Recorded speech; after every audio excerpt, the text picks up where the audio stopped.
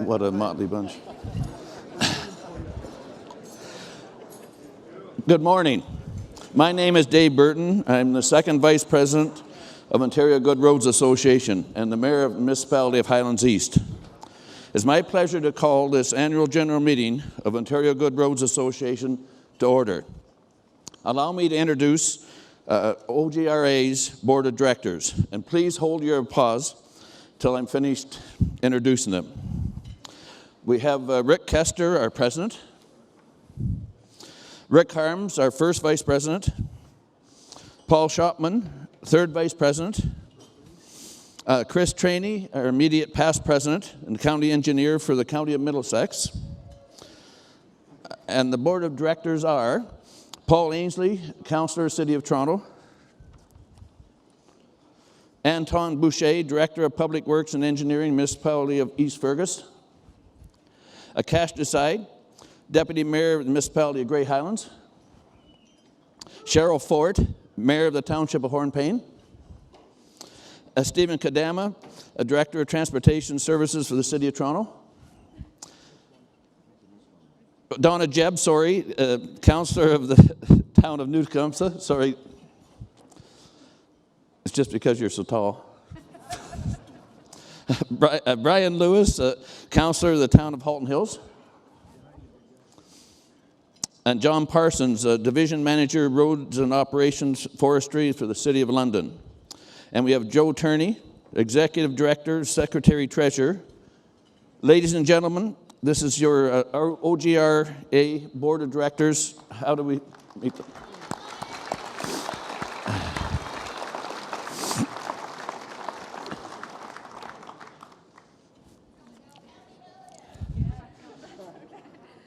Did I miss? Holy smoly. I apologize, Kelly Elliott, Deputy Mayor of the Municipality of Thames Centre, and I apologize.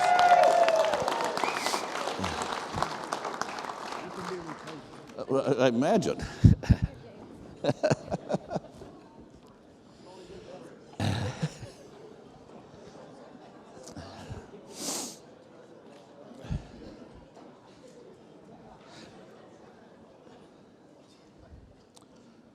The minutes of the 2019 annual general meeting were included in the agenda packages that was posted on the website. And can I have a mover and a seconder to move the minutes? Any questions? All in favor? Opposed? It's carried. Thank you. I'll now call on Rick Kester, our President, to present his report. Rick. All right. Thank you, Dave.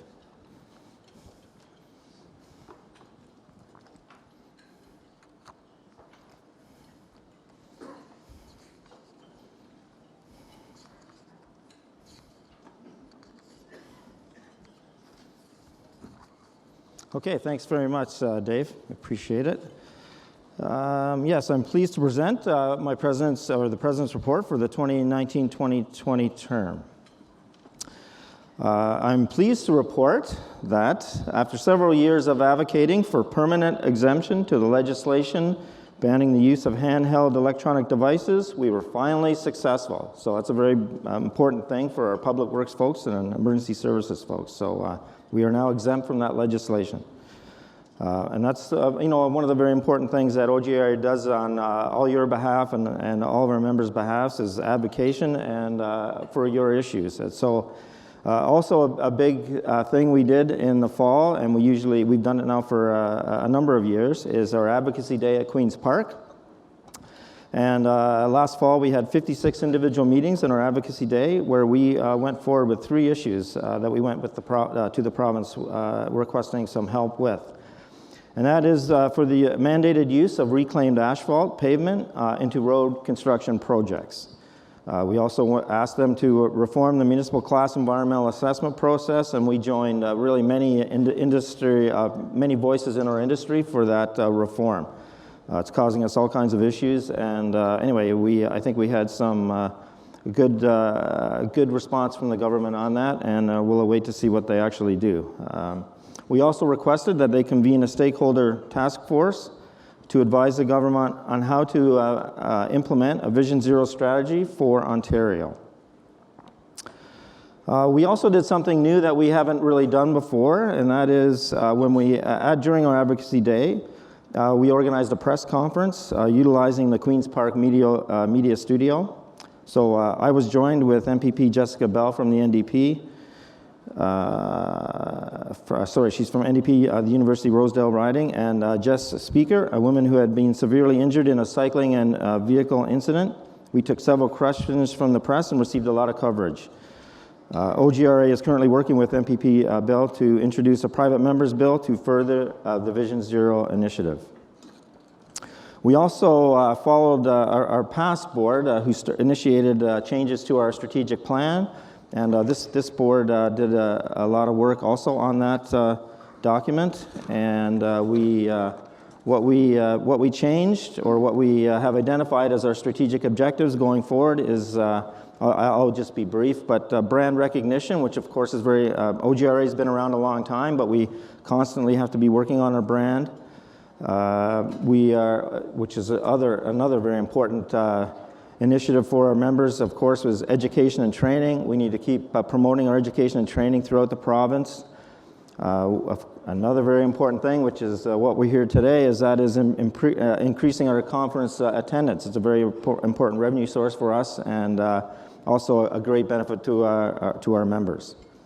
And finally, volunteers. And we can never do enough to recognize our volunteers. They are a crucial part of what we do and how we deliver our services, our training, particularly our training initiatives to you. So anyway, the board, those are the 4 strategic things we want to continue with. I mentioned a little bit of education, and so we've done a lot of work with our education programs. We continue to do a lot of work with Janelle Warren. She does a great job for us and for you. So this year we tried something new. We developed the Eastern Road School. So typically we run a very significant program in May at the Guelph Road School. So many of our employees attend that to get training. And it's great training, and so this year we had such a demand, and we have such, our members really want the training more locally provided. They want those opportunities. So we took a bit of a gamble, and we started our Eastern Road School. We were kind of worried that would take away attendance from our Guelph Road School, but it didn't. We still had record attendance in Guelph, and I think we had about 138 students attend the Eastern Road School. So it was very successful, and we hope to continue with these initiatives. Okay, so also we are trying to work out some additional educational opportunity improvements in Northern Ontario. So we've entered into agreement with Contact North to utilize their facilities to provide training programs. So we're just trying to work out through the logistics to make this happen. Anyway, that's another option for our northern members. So the board also this year, we worked on a number of policies to protect OGRA. Like all of us, we're experiencing this crazy cyber crime stuff, and so we've worked on a number of our own internal policies to try to minimize the risk that we have against that kind of threat. So this year, which I don't want to hear about all this stuff, but we are changing our auditors. It's a good idea every once in a while for organizations to review their auditors and make a change that way, and so we are doing that this year. So next year you'll see a new accounting firm looking at the books. So of course, of interest to all of you and certainly all of us on the board, we have reached out to Roma. Again, we used to have a combined conference, and so our board met with their board in November to pursue this idea, and we had a really good meeting with them. We had lots of dialogue about how we can work together as associations, and we certainly want to continue this dialogue for sure. So our board passed a resolution, and we sent them a letter requesting that we establish a working group to figure out how we make this happen again.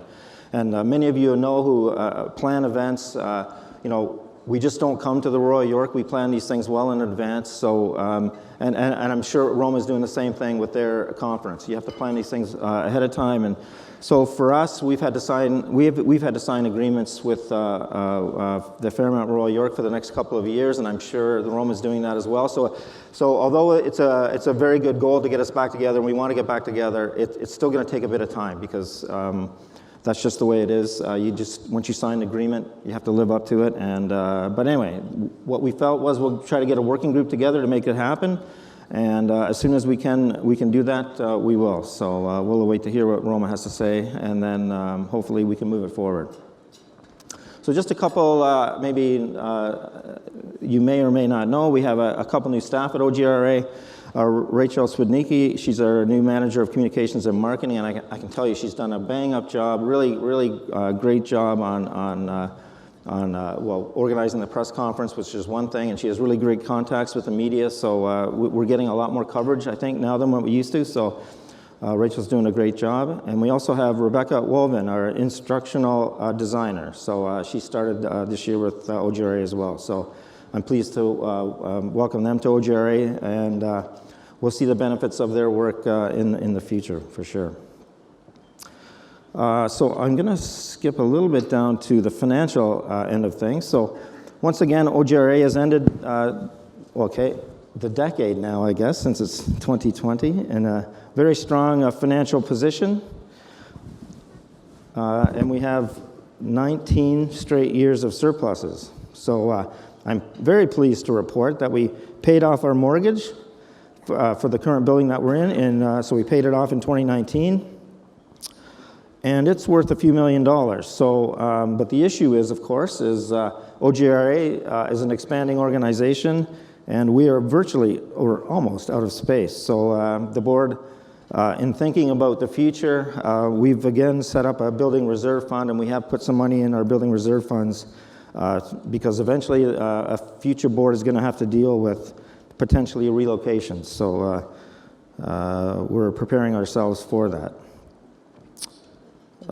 So our reserves remain very healthy. The board approved the 2020 budget, projecting annual revenues of about almost $4.4 million, which represented about a 5% growth in our 2019 budget. So those are most of the technical things. Now there's a few other announcements, and we've made a few press releases and a few announcements. But there's a few folks I have to recognize, and there's many folks I have to thank over this past year for my term, for sure. But Kathy Houston, where are you? Is she in the room? Where is she? Wait, raise your hand or stand up. Kathy? Way at the back. There she is. Kathy, way at the back. So Kathy Houston, she has been, I can tell you, an invaluable resource to our organization, to you, your our members, and certainly to the many boards of the past. And so Kathy has announced her retirement. We grudgingly accept her wishes and wish her sincerely the very best. So I want to get everyone, if you could please join me in giving her a hand. Kathy?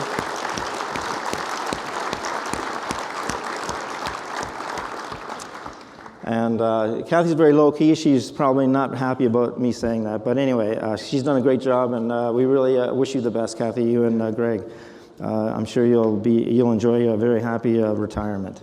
And we've issued several press releases. Our executive director, Joe Tierney. Joe, stand up, please. Joe, he has announced his retirement in August, July 31st. So please join me in welcoming or thanking Joe.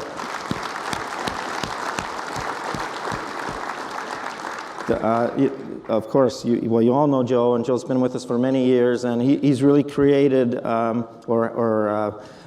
moved forward the legacy, I think, of OGRA and put us on really sound foundation for the future. And the way the organization works, the way the office runs, and how all the duties are kind of assigned between people, Joe's been really forward-thinking. He's a very smooth and executive, I would say, and has done a great job in positioning our organization. And we're again, invaluable service to us, Joe. So thank you very much. We really appreciate all your efforts. Thank you.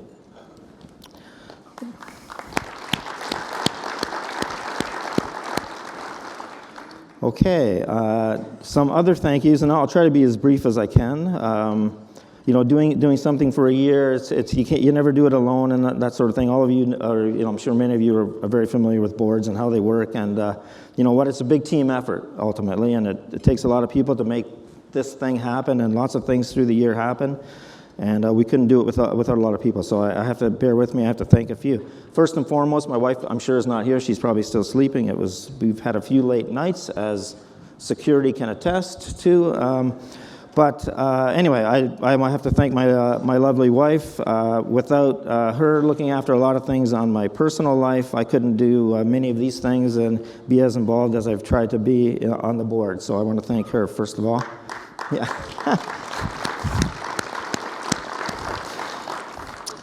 Chris Trainey, our past president. Chris has been, an avid supporter of OGRA, an avid supporter of our industry. He's certainly a very competent, qualified, superior engineer, and he brings all of his knowledge to the table.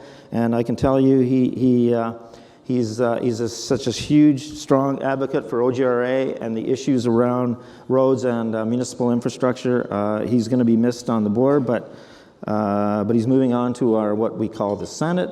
And Chris, he will do great things with that group as well. So I want to thank Chris as our past president. Chris. Oh, and also, and I would be remiss if I didn't say it, Chris is now he was elected to the board at the AGM for the Municipal Engineers Association. So congratulations, Chris. So, very quickly, I want to thank our executive committee. Again, without you, we couldn't do a lot of things. I really appreciate your support and of course, the support of the board. You folks, I've been on the board many years. You're certainly a very engaged board. You have lots of different perspectives on issues, and it's been very helpful to us and very helpful to the members, and it's been great for OGRA. So, very forward-thinking board. And we did a lot of work this year, so thank you very much. I really appreciate your help. Thanks.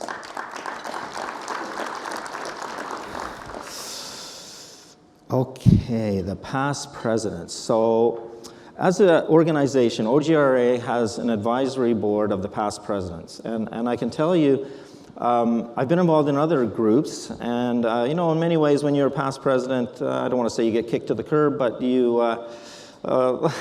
you become much less involved in an organization. And I think OGRA has done a great job in really trying to make use of the past presidents and to help us, because you know what, they have a lot of expertise, a lot of knowledge, and I think OGRA does a decent job of recognizing our past presidents and trying to keep them involved. And I've seen some of you here this morning. Many of you have been here this week, the past presidents, and we certainly, again, as a board, we really appreciate your advice. I know me personally, I've talked to many of you individually over the last few years, and you've given me a lot of advice, and it's really great as an organization that we can take that advice, and it helps the board and future boards build a great organization. And I think you've done a great job in helping, and many reasons why we're here today is the foundation that you folks have built for us, and it's great that we can keep you involved. Some of you were ambassadors for us. We're wearing our orange vests and helping people getting around the hotels, and they do a whole report up, and they provide advice to the current board, and they're very involved in the organization. It's very good. I think it's a very good legacy for OGRA, and but you know what? We're all getting older, and I have to say it. I want you please to just join me for a moment. Just in recognizing a couple past presidents that have passed away in 2019. So, their contribution, again, invaluable to our association. Individually, they did great work in their careers, and so I just want to say that two folks passed away this year. We had, in 1994, our president was Len Ratch. He passed away, and Jeff Seaton, OGRA past president for 1999, and he was also a municipal engineers president. It happens in life. It's unfortunate, and we'll miss them. But please join me in just recognizing their efforts from the past. So I want to thank them. So.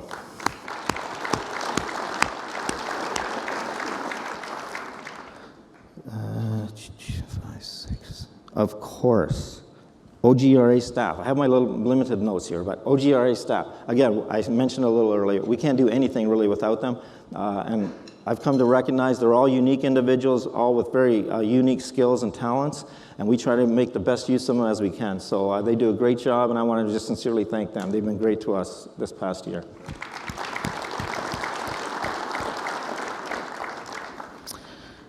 And finally, I want to thank each and every one of you who come out to this conference, who support our training initiative. Oh, sorry, one more thing. The volunteers, I cannot forget them. And what I wanted to highlight a little bit, if I could find it, here.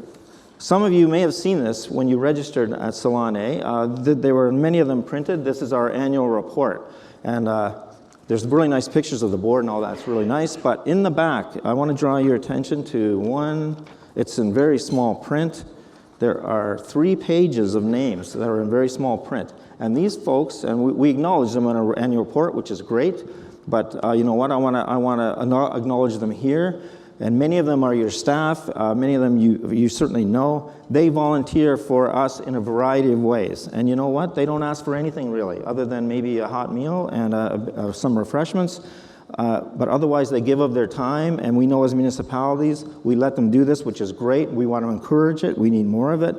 And you know what? All of our training courses, they're directors, they're presenters, they're instructors.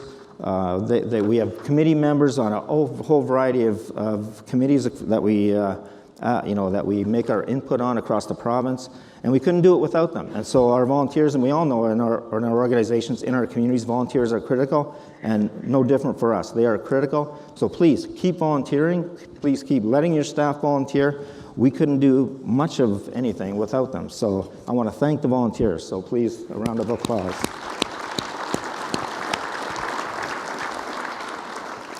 Thank you. And yes, last but not least, of course, I want to thank each and every one of you for supporting us, for supporting the conference, for supporting our training that goes on in your communities and elsewhere, other communities. But again, thank you very much. It's been sincerely my honor, my pleasure to represent you as president this past year.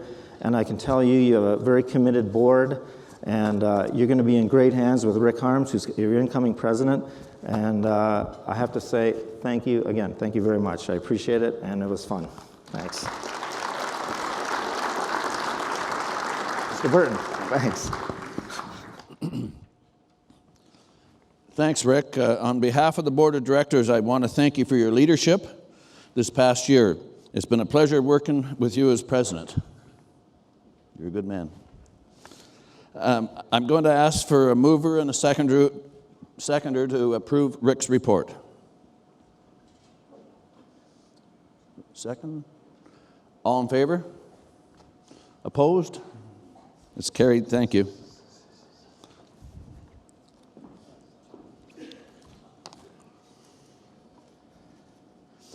The OGRA annual report has been posted to the conference virtual kit bag and on the smartphone app. On the last 2 pages, you'll find the names of numerous individuals who have given their time and find the expertise to OGRA. Please join me expressing our thanks to those individuals and their employees.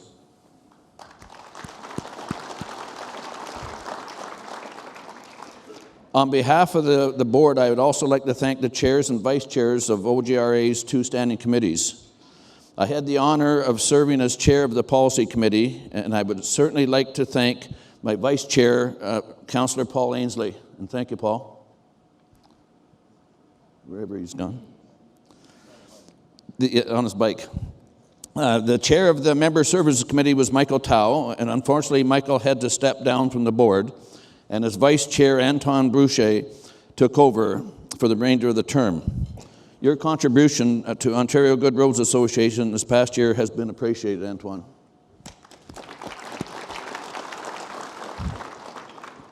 I would like to now call for a mover and a seconder to approve the auditor's report, which can be found in the annual report. So moved and second. Questions? All in favor? Opposed, if any? It's carried. Thank you.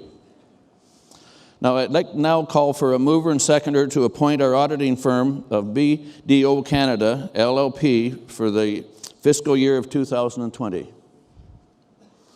So moved. Second. Any questions? All in favor? That's carried. Thank you. Is there any other business that anybody would like to bring forward from our meeting this morning? Seeing none, I will declare the 2020 Annual General Meeting of the Ontario Good Roads Association adjourned. Thank you.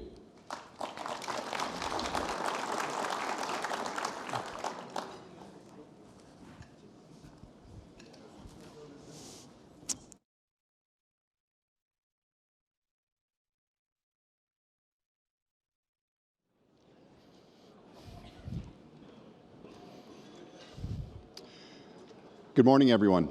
I'm John Parsons, the Division Manager of Road Operations and Forestry for the City of London.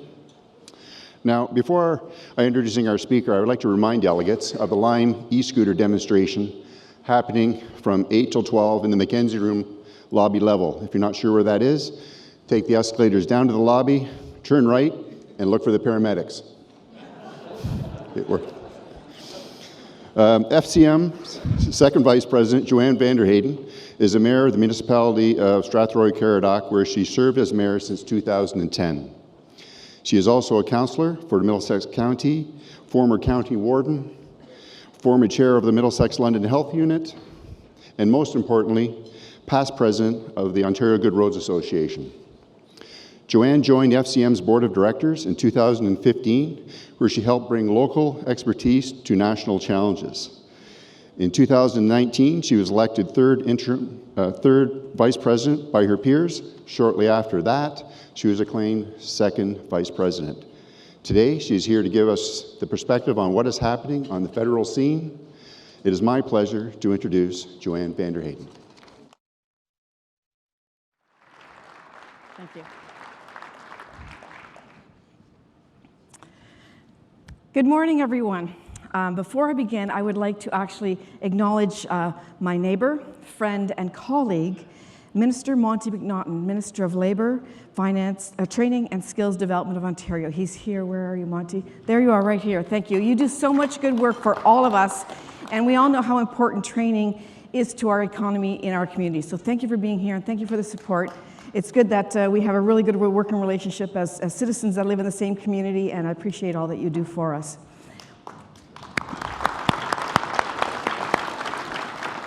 I also have a couple of board members here from FCM, and I think one is on a bike right now, and then we have George Bridge over here as well, so thank you for being here. I have to tell you, I've been really looking forward to being here today.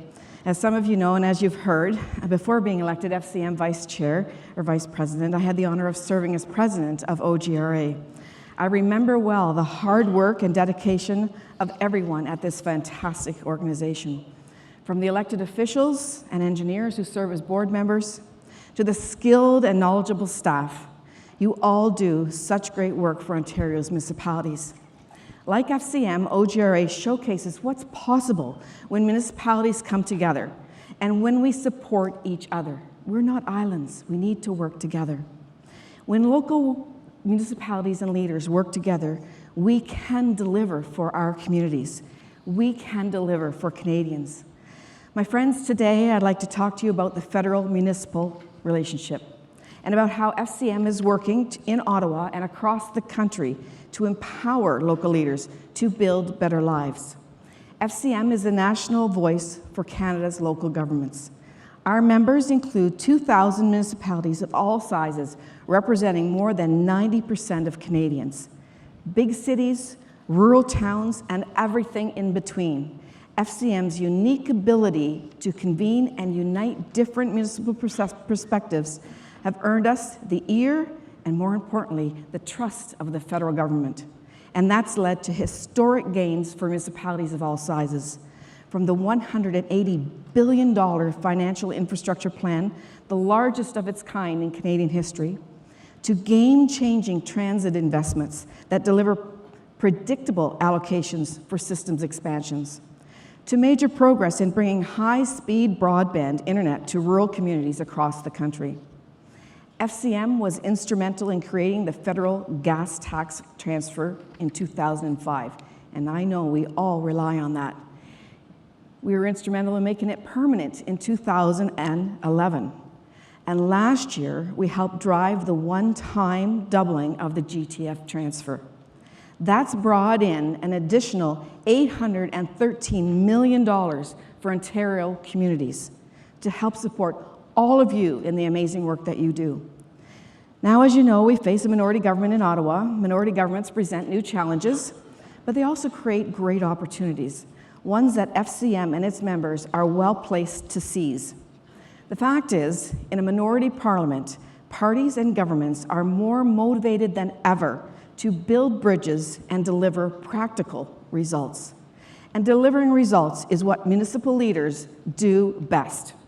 I don't need to tell anyone here, municipalities are the order of government closest to the absolute daily lives of the citizens that we represent. People trust their local leaders to understand their challenges and to deliver solutions that work. With just a fraction of every tax dollar that local governments collect, we have no choice but to be efficient and effective. It's in our DNA. And together, we are building Canada's future. So as this Parliament kicks into high gear, FCM's message to every federal party is clear. It's time to work together with Canada's municipal leaders, and that's every one of you in this room. It's time to work together with Canada's municipal leaders, because when Ottawa invests in local governments deliver for Canadians. Of course, these days, the upcoming federal budget is top of mind for federal parties. It's also top of mind for FCM. We're just weeks away from the budget 2020, and that's this government's first new mandate. The budget is a real litmus test, an opportunity to show that we can get things done for Canadians. FCM is already working to shape that budget, just as we helped shape federal budgets in years past. In November, we released Building Better Lives Together. This is our comprehensive action plan for the first 100 days of Parliament, and it includes the budget. We laid out concrete next steps that the government can take to work with our local leaders, from shoring up the proven gas tax fund to ensuring infrastructure dollars reach the municipalities that they're intended to go to, from making transit funding permanent to protecting communities from new weather extremes. Since releasing our roadmap, we've been busy bringing these local priorities to MPs from every party.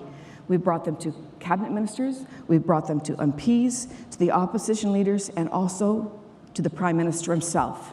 And soon we'll double down by releasing our pre-budget submission. That's where we will zero in on our most urgent recommendation for Budget 2020 to ensure that the minority parliament works for Canadians. So stay tuned for that and for ways that you can help spread that word. From coast to coast to coast, municipal leaders are united, and we're ready to continue to move forward.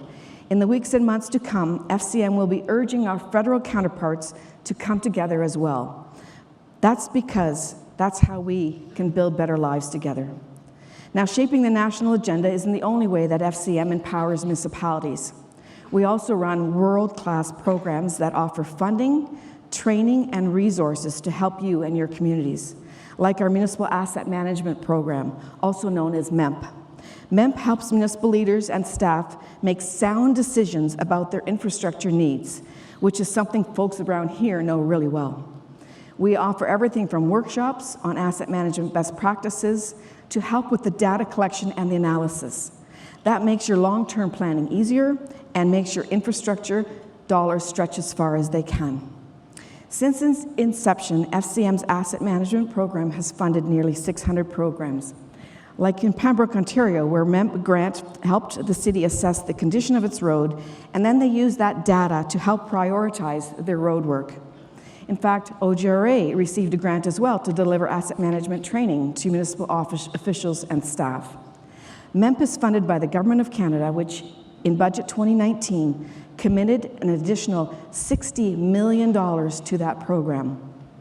Last year's federal budget made a major investment in another FCM program as well, committing nearly $1 billion to our Green Municipal Fund. $1 billion. That was a huge development and really reinforced how working directly with municipalities builds those lives that we're elected to help. FCM's Green Municipal Fund has been a leader in bringing municipal sustainability projects to life. It's funded more than 1,300 projects, helping your municipalities tackle climate change while improving their air, water, and soil. And I encourage each of you, when the documents come out, apply, because we need to have those dollars go out the door to do what they're intended to do. GMF will be significantly expanding its work in the coming months, thanks to that $1 billion vote of confidence. Soon it'll release new funding to help municipalities drive those cost savings across the country. So absolutely stay tuned for that. And for more information on all of our programs and to see how they can help your community, be sure to visit fcm.ca.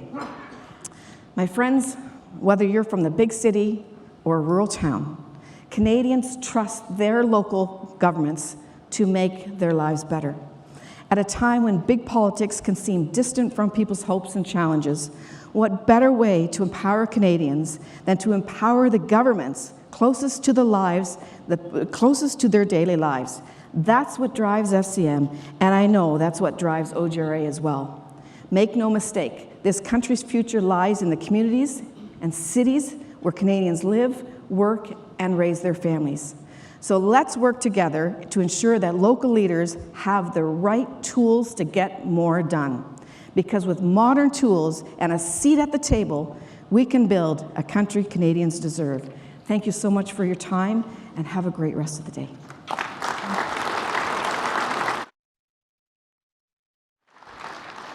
Thank you very much, Joanne. Thank you, Joanne. Good morning. I'm Paul Shopman, Mayor of the Municipality of St. Charles and OGRA 3rd Vice President. Our next speaker is a familiar face. From her early career in community development to today, Andrea Horwath, leader of the official opposition and the leader of the Ontario NDP, has always believed that government should be about giving people the opportunity to build a good life, no matter where in Ontario they live or where this province became their home. She spends time traveling the province she loves, seeing and hearing firsthand the challenges Ontarians are facing and proposing solutions. Andrea believes all Ontarians deserve health care they can count on, high-quality seniors care, and public schools that give kids a great start. She's fighting for good jobs and real opportunities, and a more affordable life for everyone.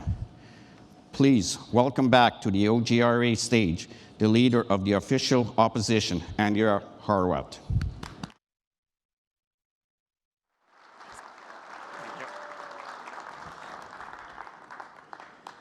Well, good morning, everyone. Bonjour tout le monde. Thank you very much, Paul, for the kind introduction, and thank you for everything that you do to build up communities across our province. Before I go any further this morning, I want to acknowledge that we are gathering today on the traditional territory of the Haudenosaunee, the Anishinaabe, the Wendat, the Métis, the Mississaugas of the Credit First Nation. You know, in recent days, we all know that Indigenous peoples have felt the impacts of colonialism through words and through actions, and I believe that it is crucial today that we renew our commitment as Ontarians and Canadians to true and meaningful reconciliation that's based on respect, cooperation, and action to take us further away from colonialism and not drag us back towards it, and to make, thank you so much, sister, and to make everyone's lives better and build stronger communities across the province. Friends, I am so glad to be back here at the Ontario Good Roads Association conference. It's a pleasure to look out at this room and see so many friends and familiar faces. I know Monty left the room, so I'm not going to tell you whether I think he's a friend or just a familiar face, but and I'm only kidding. But it is really great to be here in the room with all of you, including, in fact, the MPP for Niagara Centre in my caucus, who's my municipal affairs critic, Jeff Birch. Jeff, are you here? Can you let people know where you are? No, there's Jeff over there. Thanks for being here with us, Jeff. You know, OGRA is a vital advocate for the needs of communities across Ontario, and that is only possible because of the very tireless work that all of you here in this room are doing. So thank you very much for your passion, for your dedication, and for your vision for a better Ontario for all of us. I believe that we're here today because regardless of which part of this province we call home, each and every person in this room shares a pretty similar vision, a dream of a brighter future for ourselves, for our families, and for our communities. A future with opportunity, where every parent can send their children to a great school close to home. And young people enter adulthood with less debt and better job prospects. A future with quality, good-paying jobs that allow you to raise a family and retire in comfort and dignity. A future where every Ontarian can count on world-class public health care to be there for them and their loved ones. And where we build up both the infrastructure and the public services we all count on so that the next generation can count on them too. We believe in building a future where every person in every community in this province can get to work and back on roads that are properly maintained and safe. A future where we spend less time commuting, fighting delays and congestion, and more time with the ones we love. And a future where good roads and infrastructure means better business. But sadly, for many years, governments just keep taking us in the wrong direction. Municipalities across Ontario are doing their best, but you have spent the last 2 decades struggling to recover from the previous Conservative government's decision to download billions in provincial costs. Then, for 15 years of Liberal governments, you had to contend with cuts to the Ontario Municipal Partnership Fund that made it even harder to do vital local work, let alone pick up the province's slack on services like social housing, transit, provincial highways within city boundaries. Now, after 2 years in power, Mr. Ford hasn't stepped up to the plate to address these critical issues. Instead of listening to the folks in this very room and increasing the Ontario Municipal Partnership Fund, his government has cut it twice. He's taken a hatchet to essential infrastructure funding, slashing the Community Infrastructure Fund by $100 million a year, delaying funding from the Investing in Canada Infrastructure Program, and outright canceling the promised transfers from the existing gas tax for municipal transit. None of this will make it easier to build the roads and bridges and transit and critical infrastructure Ontarians need, especially in smaller northern and rural communities. For those of us who have served on municipal councils, I know many in this room are serving on council, others are staff. You know that I served on council. We know exactly what it means when provincial governments start claiming that their cupboards are bare. It means that local governments are going to have to pay even more. It means more services and more responsibilities will be downloaded onto municipal budgets that are already stretched paper thin. It means that municipalities will once again be asked to do even more with less, or hike families' municipal taxes. And we all know that's exactly what's happening across our province. When Doug Ford says he doesn't believe in raising taxes, what he's really saying, what he really means, is that he wants you to do it, because he wants you to take the political heat. Friends, we have seen this movie before. Last June, folks might know this in the room, Moody's revealed their analysis of the Ford government's proposed cuts. They looked at the decision to axe the gas tax transfer increase, the changes to the paramedic services, the callous cuts to childcare and early years programs, and the mind-boggling proposal to slash public health agencies that are protecting us right now from the coronavirus outbreak.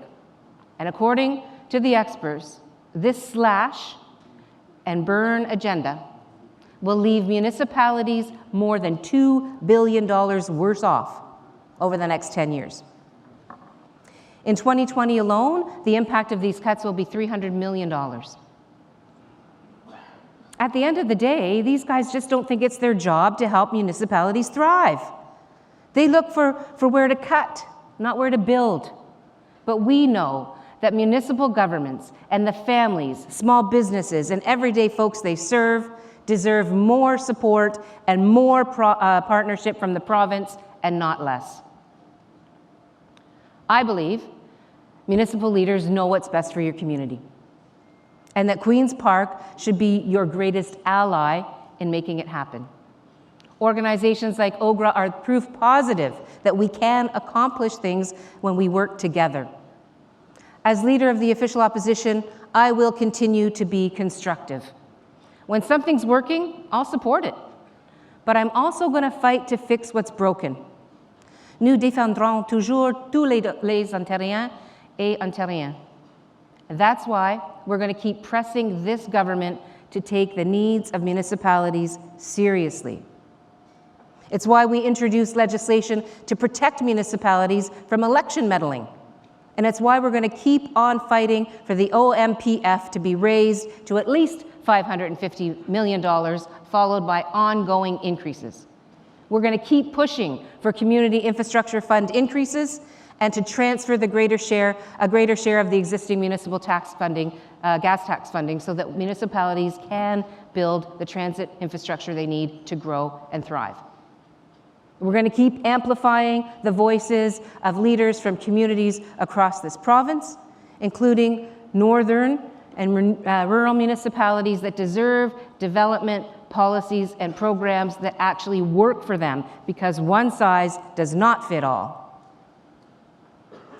We have to keep our eyes on building a brighter future that we all believe in so deeply. On a besoin d'un changement pour le mieux.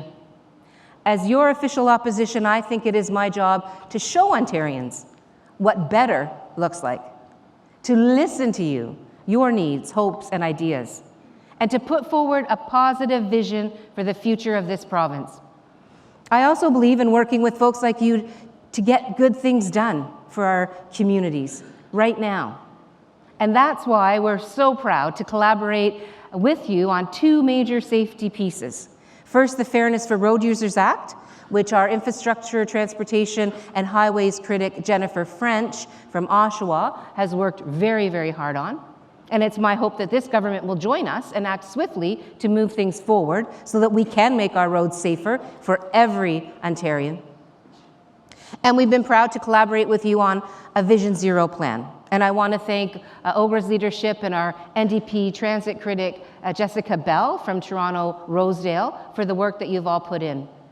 You know, in 2018, we had 35,746 fatal and personal injury collisions in Ontario. By changing the way we look at designing roads, sidewalks, and infrastructure, and through public education, we can save lives. Now is the time for leadership on Vision Zero. These two bills are really good examples of how we can lead by working together. I also want to take a minute to thank you for your input on the Green New Democratic Deal, a plan for climate, jobs, and hope. I believe that with the input from organizations like yours, we are building a plan that will promise a better future for our children and grandchildren. And we're building a plan that leaves no municipality and no sector behind as we create jobs and economic activity. Working on these issues together illustrates our shared vision of a new partnership, a partnership between municipalities and the provincial government, a partnership based on respect for one another and respect for the priorities of Ontario families. And I know you've heard those words before, I certainly have too, but I believe we can turn the page on decades of ad hoc municipal funding and provide the stable, predictable infrastructure funding that municipalities need for long-term planning and stable investment in the critical services that every community needs, so that your communities can grow and thrive. We're going to keep standing up with Ontarians who are saying no to public education cuts And we're going to continue to say no to having another generation of children forced to spend hours and hours on the bus because of school closures. And we're going to keep fighting against the centralization of healthcare and the new super bureaucracy, because it takes decision-making away and services, frankly, away from your communities, further away from the communities they're supposed to be serving. And because Mr. Ford's massive super bureaucracy is, in fact, siphoning money away from patient care. We will never give up on investing in critical public infrastructure like transit, roads, and bridges, and we will keep fighting to bring winter highway maintenance back into public hands, because no one who's trying to get home to their loved ones should have to risk it on winter roads that aren't safe. Clear, safe highways are not a luxury. Neither is electricity.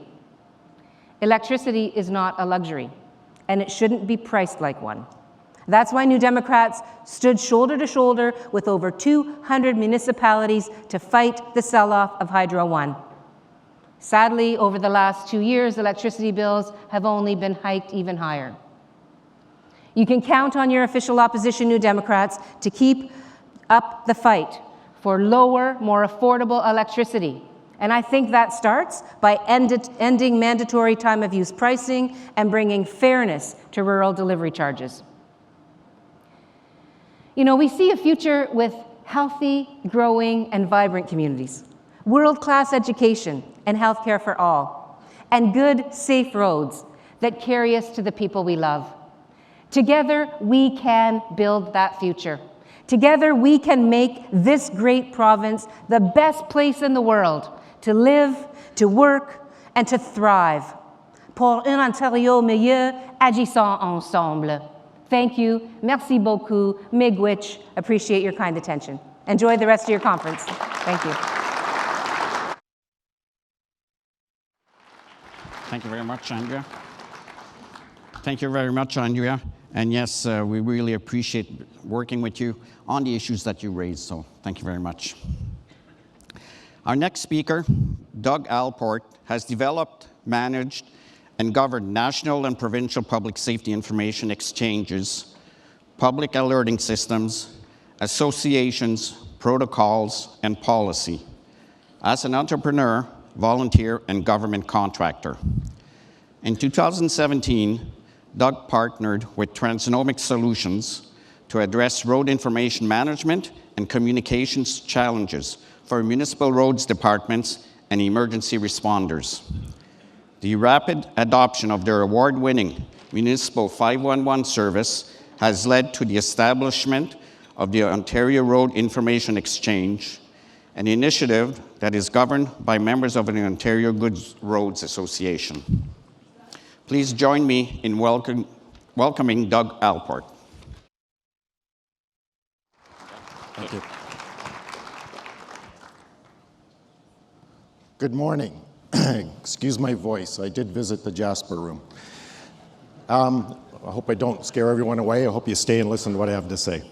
So my goal in the next 10 minutes is to bring attention to road information and communications problems and the efforts to overcome them here in Ontario. I learned about road information communications problems while developing provincial and national public safety information systems to be used during disasters. Quality road for information was always in short supply and extremely important to response and recovery efforts. The bigger problem, however, was how that road information was shared. When you're in the middle of a disaster, hundreds of stakeholders are sending thousands of emails and faxes. And in the middle of all that is little bits of information about your road information. For responders and others doing response and recovery, to find that information, they had to look through that information and map it. It was emergency responders, though, that brought the attention to me that this isn't a problem just on disasters. This is a problem for them every day. Our responders travel our roads, and they have identified that lives have been lost and will be lost because of poor road information. Ontario's paramedics are a regional service that must also respond in neighboring counties and regions. In Renfrew County, there are 19 public works departments in the county communicating road information, and there are 6 adjoining counties that they travel into. The paramedics respond on local, regional, county, provincial, federal, private, and forestry roads. A detour for a culvert replacement could be 60 kilometers around the lake. Responders are not the only ones with road information problems. We do not have a truck route map in Ontario. There is no collection of weight, height, width, and approach cautions and restrictions for trucks. And with our growing dependency on navigation systems, truckers are being blindly led into solutions with no way out of them, like the one you see on the left. That's in Smith Falls, Ontario. In one day, 3 different trucks tried to make that right turn and go under that bridge, knowing that the sign said they weren't going to make it. The bridge got hit 3 times, 3 different trucks damaged and infrastructure damage. If you take a look at how road information in the eyes of those that have to piece this information together, it starts to look like a 3-dimensional puzzle. We have a provincial map with only highway information. We have a county and regional maps with only county and regional information on them. And then we have numerous town, township, city, and other sources where we have to go to, and often it's just a list on those sites. To be an informed motorist, you have to piece all this information together and map it yourself. It's a very difficult challenge. For your own staff, many are trying to piece this puzzle together to avoid project conflicts with special events, permitted activity on the roadway, and other challenges. In 2017, I partnered with Transnoma Solutions, recognizing there wasn't a solution for this, and I needed the expertise of somebody who had road information expertise. We made it simpler to map road issues and send notifications than just sending email. And we were challenged by some of you in this room that challenged us to do it on a mobile device on the side of the road in the middle of the night in winter in under 30 to 60 seconds without typing, and we did it. Municipal 511 was a road information management and communications solution that also supports disaster communications. It now serves more than 40% of Ontario municipalities, and it has earned 2 national public safety awards. In many cases, it is the paramedic service that is buying this service and leading adoption in your counties and regions. With Municipal 511, you place a spot on a map and you communicate from the mapping tool rather than sending out an email that everyone else has to map from. And that email includes a picture of where the issue is and a web link to the map where you can see where the conflicts are. The collection of real-time information is then shared electronically with emergency responder applications, navigation companies, provincial agencies, CAA, and others. Now, I want to emphasize, this is not the solution for every municipality in the room. Many of you can do better with just a simpler solution. In 2018, we met with an OGRA leadership and started talking about a road information exchange. We recognized that larger cities and regional traffic departments could share road information from their traffic management and GIS systems. Given the opportunity, they could share and capture that information with a single IT connection. Now let's look at the alternative for a second. Some of you are looking at open data and supporting it. But if everyone only shared their information through open data, every stakeholder, every municipality, every navigation application, trucking company would have to connect to every one of your sources and piece this puzzle together themselves. In January 2019, we met with the OGRA Board of Directors, and we've been advancing the Ontario Road Information Exchange with OGRA since. The exchange can capture and process road information from the many sources and serve it out in near real time to emergency response applications, commercial navigation applications, provincial agencies, your GIS and traffic management systems.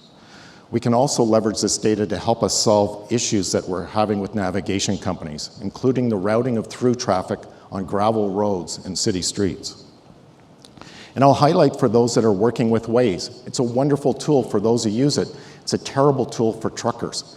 Waze is owned by Google, and both of them have made it clear they don't support commercial navigation. For that, we have to deal with TomTom in here, and they want it in a different format than Waze. So we have to give it to them to get it into Garmin and Rand McNally, and we play that central role, and the exchange is set up to do that for you. The Ontario Information Exchange also supports connected and autonomous vehicle activity. The initiative Macavo by OGRA is a good example. We don't know what's coming. We don't know how many different data formats, how many different demands are going to be put on municipalities. But I can tell you the exchange can be the conduit for all of you and make it easy for all of you to deal with what's to come. Now, initiatives like this require good governance, and we're very pleased to be working with OGRA on this. The OGRA Road Information Exchange Governance Committee includes municipalities of most sizes with representatives from roads, IT, traffic, and transportation departments. Ontario's paramedic and fire chief associations have each put a rep forward. The 407 is involved, and at the next meeting, the Ontario Trucking Association will be participating. The committee is addressing scope, issue types, location types, traffic types, and the documentation on this will be available to you soon. It is my hope that you are now a little bit more familiar with the problems relating to the sharing and use of road information. And it's my hope that you can see that we actually have a clear path to success here with good governance thanks to OGRA. Today, more than 40% of the puzzle pieces are being served.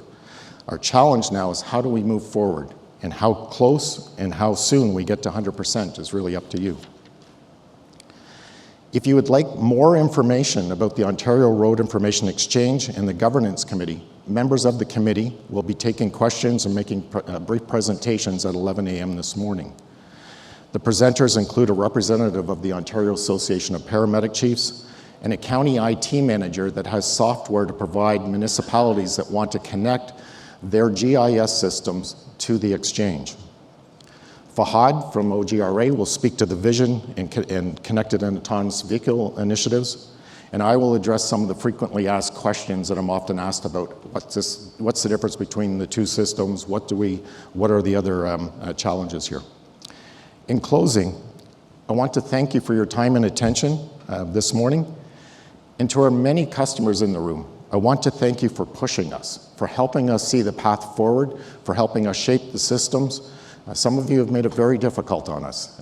Getting it down to 30 to 60 seconds on the side of the road was quite a challenge and a big expense. But we thank you. We're proud to serve you. Thank you very much for your time this morning.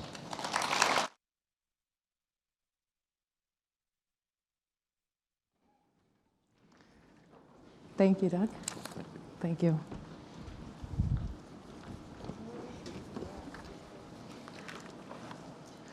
Good morning. I'm Cheryl Fort. I'm the Mayor of the Township of Hornepayne and an OGRA Director. Transportation in Northern Ontario is a difficult challenge. Connectivity is vital, and Northern Ontario needs reliable and safe modes of transportation. At the forefront of this challenge is Ontario Northland, an agency poised for growth with a proud Northerner at its helm, Corina Moore. Corina is here to share her current focus on improving transportation services while containing costs and increasing revenue. The agency will continue to ensure seamless connections between communities, hospitals, and education institutions. Please join me this morning in welcoming the President and CEO of Ontario Northland Transportation Commission, Corina Moore. Thank you. Thank you. Thank you. So just out of curiosity, how many people here know Ontario Northland? Raise your... All the Northern Ontario people stayed for the presentation, so thank you for that. I do want to set the stage. I think that there's an opportunity here, and unfortunately it's only taken us 118 years to be involved with this conference. We've been around since 1902. I was talking to Scott Butler yesterday, and it's rare that we are somewhere where someone else beats us in how old we are, but OGRA is 1894. So, but looking up the mandates, we are so aligned with what we're both trying to do in terms of advocacy and the importance of transportation. And our focus, and we're really unique in fact, in that we're the only people that I know of that do rail freight, rail passenger, and motor coach services under one umbrella. And so the next 30 minutes or so, I'm going to provide you with an opportunity to learn more about Northern Ontario and Ontario Northland, but also to If you know more about what we do, I think there's an opportunity for us to have some dialogue, and my colleagues Chad Evans and Tracy McPhee are here. And we want to learn more about what municipality needs are in rural Ontario. Our role as part of the provincial government is to bring business cases and ideas and advocacy for the right transportation model in rural Ontario. We obviously have been doing this very well in Northern Ontario for quite some time.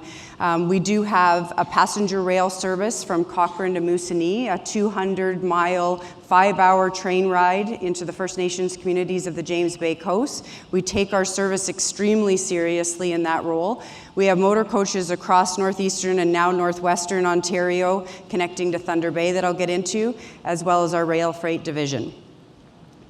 So for rail freight, we have 700 miles of track in Northern Ontario. We connect in Rouyn-Noranda in Quebec, Calstock and Hearst, and North Bay. And so obviously the impact of a strong supply chain with rail freight is extremely important. We connect to CN at our out terminating points in those areas, and we are part of a strong supply chain in Canada.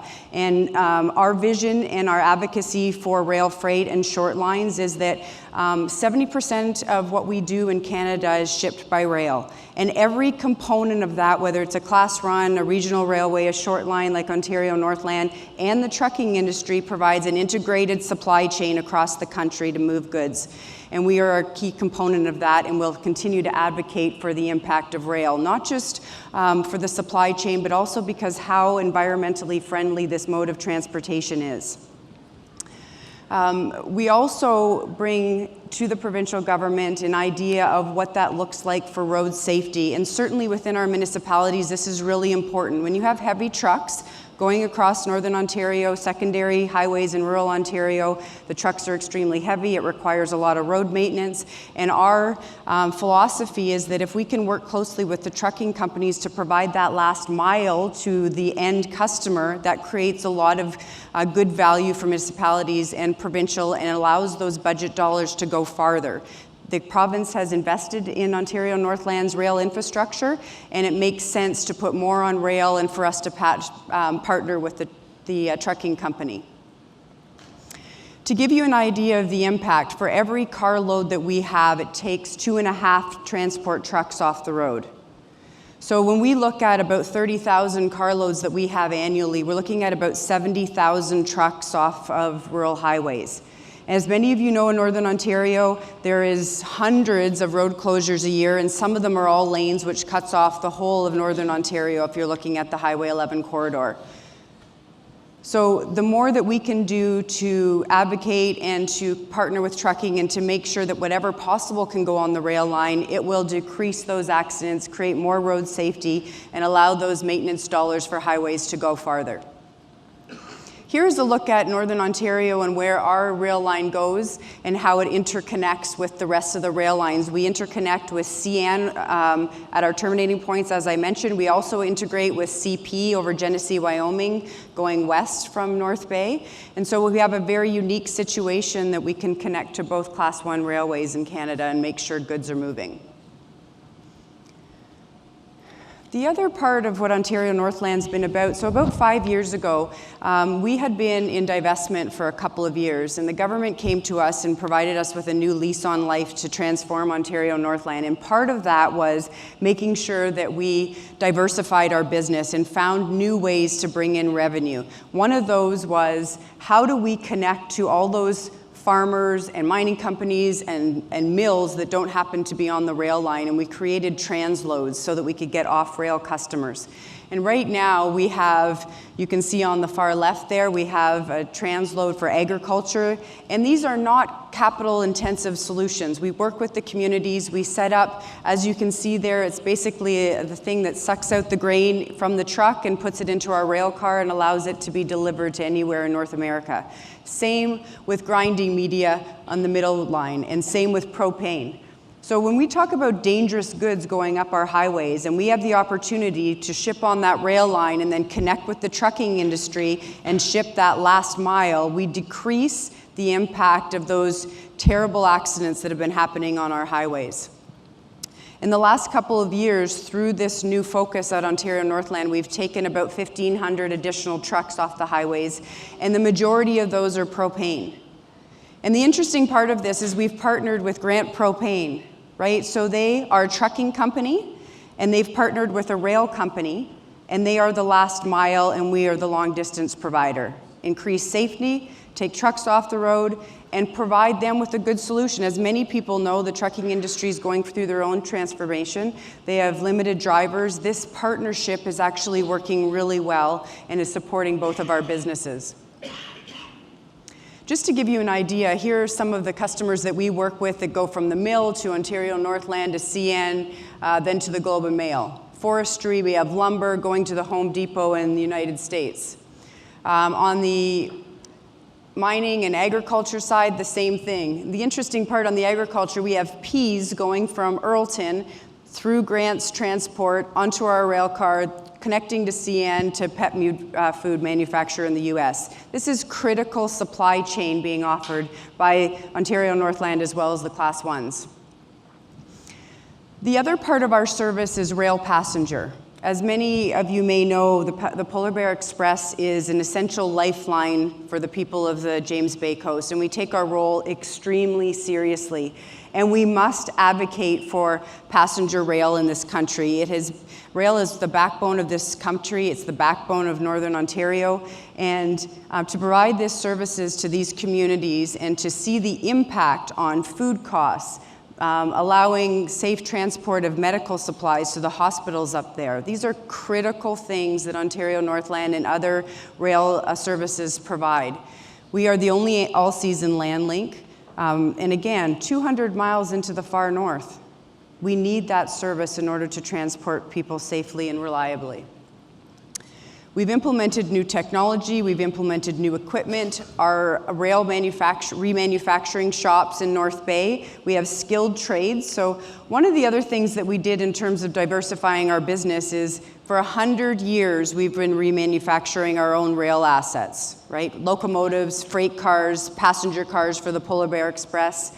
We took that skilled trade capability and now we attract business into our North Bay shops from CN and CP and Procar tanker companies, and they bring their business into North Bay as well as Go Transit with their passenger cars. So you see on the top left or the top right there, the Polar Bear Express new cars. If you haven't taken this service and experienced the James Bay Coast, I encourage you to. It's a wonderful experience up to the far north. Now I think what a lot of people are interested at Ontario Northland is our motor coach services. Motor coach, so Metrolinx obviously is the transportation provider in the GTHA. Ontario Northland is the other provincial agency transportation provider. And what we've really been trying to do is integrate those services on a fully provincial level and expand so that from the perspective of somebody in rural Ontario, they can go onto our website, get a ticket, and transfer between Ontario Northland, between shuttle services that we have in small Northern Ontario, to Metrolinx on Go Transit to Pearson Airport. So the philosophy is an integrated transportation network that supports the municipality needs. And you know, one of the things that we're really passionate about is taking this message to Queen's Park. We don't mandate services, that's the provincial government, they mandate us to do services. But what our role is to take our experience and our skill set from providing transportation services for 100 years and providing business information so that they can make smart business decisions for transportation. So one of the reasons that I was really happy about presenting here is because one of the things that we need to do more of is reach out to municipalities and make sure that we understand what your needs are. I know there's people in the room right now that are supported by Ontario Northland. I know there's people in the room that have reached out that want to be supported by Ontario Northland or another transportation provider, and that's what our role is. Our role is to make sure that we can advocate on behalf of these municipalities to get the right transportation network in the province. So here's what our transportation services on the passenger side look like. So the far upper one on the yellow is our passenger rail from Cochrane to Moosonee. Fully integrated ticketing solution with our bus network that goes throughout northeastern Ontario down to Toronto. One of the things that we've added in the last 5 years through our transformation is stopping at education and hospitals. So everywhere on that map that you see the little blue signs, you're going to either, the bus is going to stop at a hospital or a university or college. So what better way as a provincial transportation agency than to link in multiple services provided by the government? Right? We look at Northern Travel Grants, we look at people in the north, seniors that have cars and don't want to use them in the winter, right? The climate and geography in rural Ontario is very different than it is in urban Ontario. And that's the message that we're bringing forward, is that in many cases there are no other solutions. So we must have an integrated solution that supports everyone in our province. The other thing you'll see here is the next model that we're looking at, and we have implemented in Manitoulin Island as well as Elliott Lake, and that is that when there are smaller communities that may not have a level of ridership that can support a full bus like Ontario Northland provides, what we've done is partnered with small operators, small business owners in these locations to provide a shuttle service or a taxi service. So I'll give you an idea. In Elliott Lake, you can go on to our ticketing solution on Ontario Northland and buy a ticket from Elliott Lake, but the component from Elliott Lake out to the highway is a small business owner from Elliott Lake. And then you transfer onto the Ontario Northland bus network and go anywhere on our network and transfer to one of our integrated partners. So that's the way we can look at seamless integration. That's the experience and skill set that we want to bring forward so that we can look at and provide input for all of rural Ontario and how we should all integrate into these large urban centers that have lots of transportation options. Last week, we made an announcement that we're expanding further west and going to Thunder Bay. And so in April, we will be expanding, and we've also put out a tender for services to provide a shuttle service between Hearst and White River.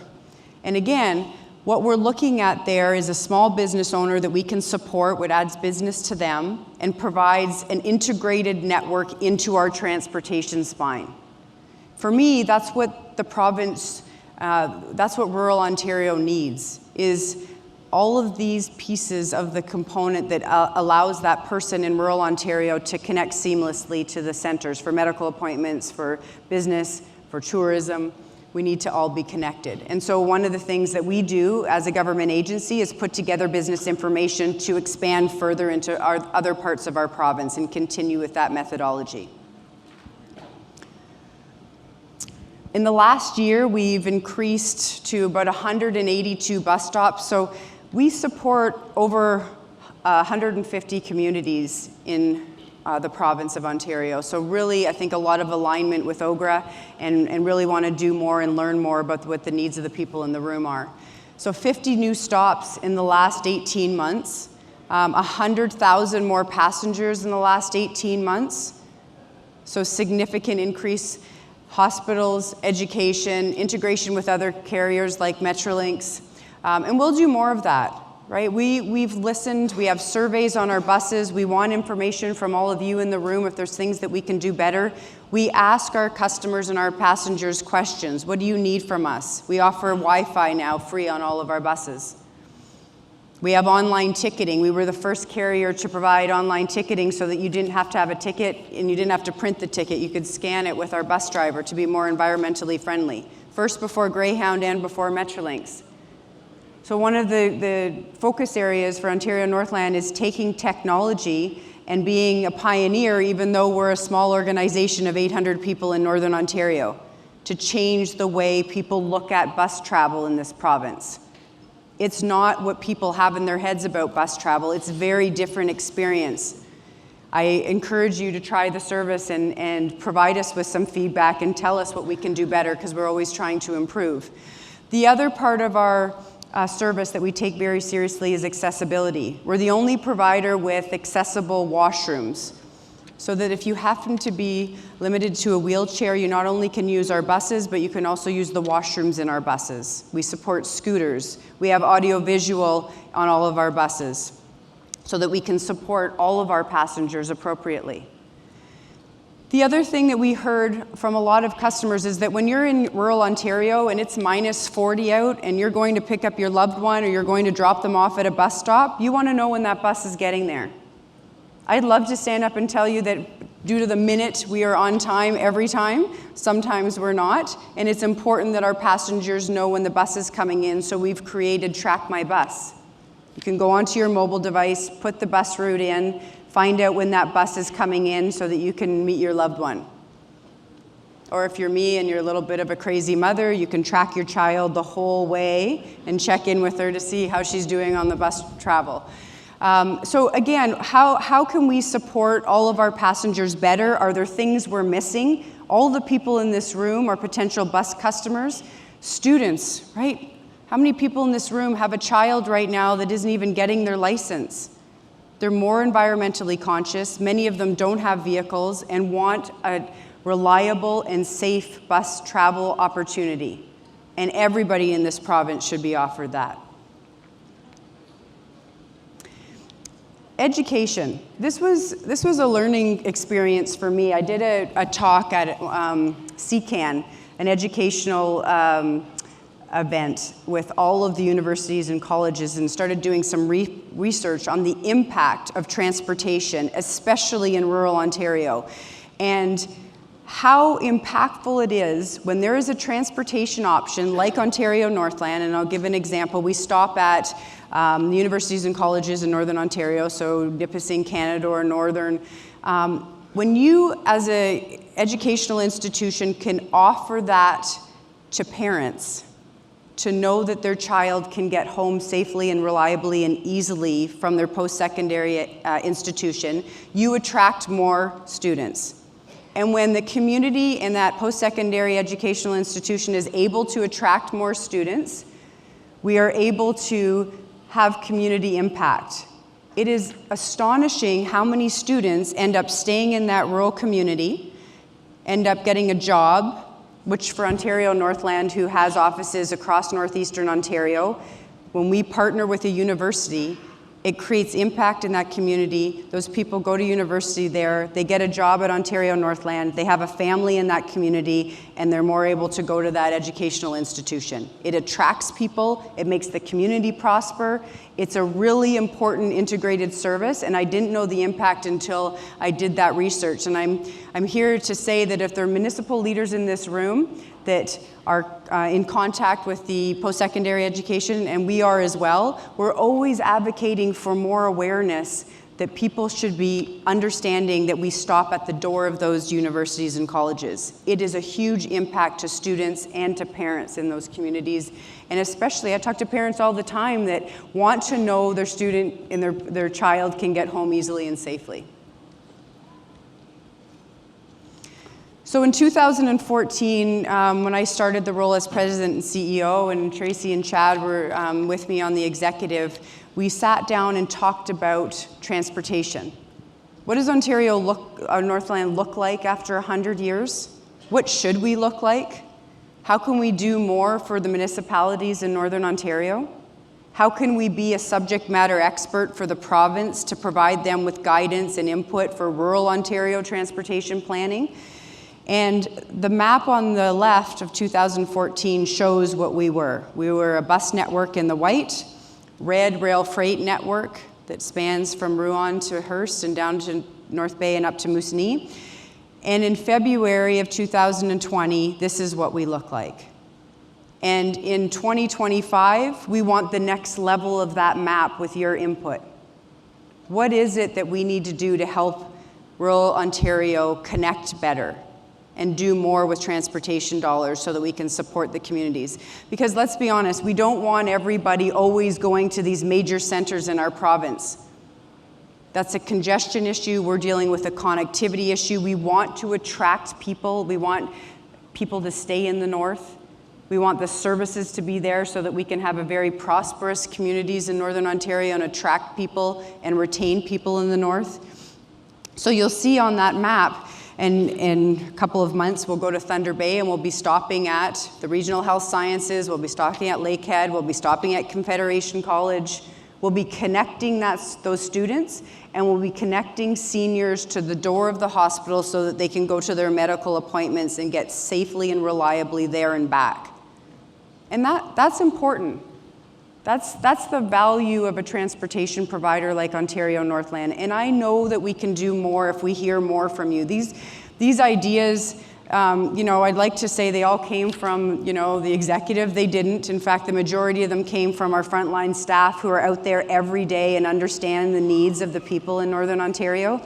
And we will learn more from opportunities like this where you will provide us with suggestions that will allow us to make the right plan for 2025. And that's why I'm so encouraged about being part of this conference and having this conversation with all of you. What do we need to do? What are we missing? How can we spend our dollars wisely? I always put up this slide. It has nothing to do with transportation, but it has everything to do with diversity and inclusion and the awesome employees at Ontario Northland. And the importance, because I'm passionate about the importance of having women and men and people that have just come out of university or college and people that have been at a career for 35 years. And we are proud that Ontario Northland has many people that have been there for 30 or 35 years that have unbelievable information in their heads about what works and what doesn't work. We've just hired our 5th generation employee railroader, right? You're talking about rich history to hold on to and grab from, but also diversity that allows you very different perspectives. And part of the reason I think that we've been so successful in being able to expand our network and do all the things that we've been able to do with expanded communities for 15% less in operating expense, right? We go more, we do more, and we do it for way less because we've implemented many process improvements, because we've had brainstorm sessions and inclusive, diverse workforce that provides a very different perspective on things and allows us to move forward. So I'm proud of our workforce. I'm proud of the passionate people we have on board that are making our transformation work. So I just wanted to, I think I've been through most of these, but the main thing I want to recognize is at the very bottom, the rural transportation expert. That's what our expertise is. We've been doing passenger rail for almost 100 years. We've been doing rail freight for 118 years. We've been doing motor coach for almost 60 years. We are here to put business cases and to advocate for the right model. And we just recently, as many of you know, collaborated with Metrolinx on a passenger rail business case that we've provided to government for decision making that would reinstate passenger rail from Toronto to Northern Ontario and connect, which is really important. It's really important when there's only one or no other transportation options besides the obvious of a car, which many people don't want to use in the winter. So we're going to leverage that experience. We're hopefully going to gain more input from people like you so that we can build that plan that we can stand here in 5 years from now and people will nod that it met the expectations of rural Ontario, and we connect seamlessly for people to places that they want to go. We're going to work with you to promote our bus services. One of the things that we are working towards, and we continue to do more of, is meet with mayors and councillors and municipal leaders so that when our bus service goes through your community, or when our rail freight or our rail passenger goes through your community, you understand the services and you can promote it appropriately. And we can work together so that when we have the opportunity to have transportation services, we don't lose them, we use them. And we're happy to work with any of you to promote these services to make sure that we increase ridership, we increase use, and therefore our dollars go further and we can do more. So in closing, I just want to thank you for the opportunity and thank OGRA board for allowing me this opportunity to provide more information about Ontario Northland. Sometimes I think we're the best kept secret in this province. I encourage you to take a look at us. I encourage you to try the bus travel and to provide us with information on what your community needs and wants. We are open to collaboration. We hope that you'll use our bus service. We hope that you will ship a package with us. For those of you who don't know, and this in fact is the best kept secret in Northern Ontario, that we do Bus Parcel Express. and you can ship a parcel in one day on our bus network. Try our services. It's amazing what you can do on a bus that has Wi-Fi, lots of space. It's almost like a little home office when you're traveling in Northern Ontario and you get to where you need to go safely and reliably. So thank you so much for the opportunity to provide you with some information on Ontario Northland, and please reach out to myself or Chad or Tracy and provide us with any input on your community needs for transportation. And our role is to take those business pieces and put them together into business information for decision making to government. So thank you very much.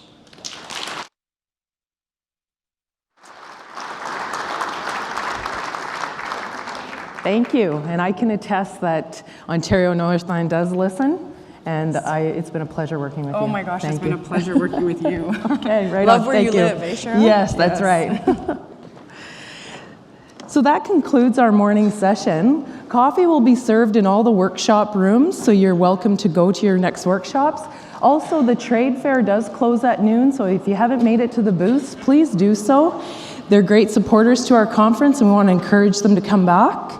And the concurrent workshops will begin at 10:30. So grab your coffee, find out where you want to go, and have a great rest of the day.